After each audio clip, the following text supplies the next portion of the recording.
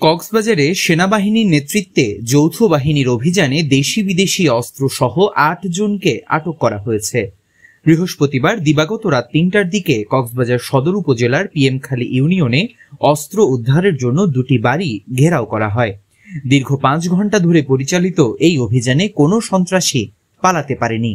এ সময় বাড়ি দুটি তল্লাশি করে ৩টি ১ নলা বন্দুক, ২টি এলজি, ২টি 9mm পিস্তল, ৩টি পিস্তল ম্যাগাজিন, ৯ রাউন্ড পিস্তল অ্যামো, ৩৯টি কার্তুজ, ৫টি দা, একটি চেইন, একটি চাইনিজ কুড়াল ও ২টি কিরিচ উদ্ধার করা হয়।